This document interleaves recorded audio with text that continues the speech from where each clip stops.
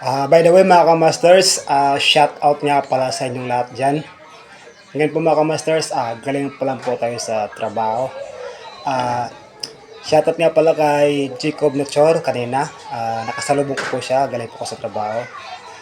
Mga kamasters, totoo nga pala ang sinabi nila na kakapal man ang yung kamay, masusunog pa ang kulay. Sa aking pagsuyo, ang laging nasa isip, limutin ang araw upang ako'y makabalik. Itinigil ang bisyo, alak, sugal, sigarilyo. Sana all. Upang makaipon, magtitiis na lang ako. Napakasakit, Kuya Ede, ang sinapit ng aking buhay.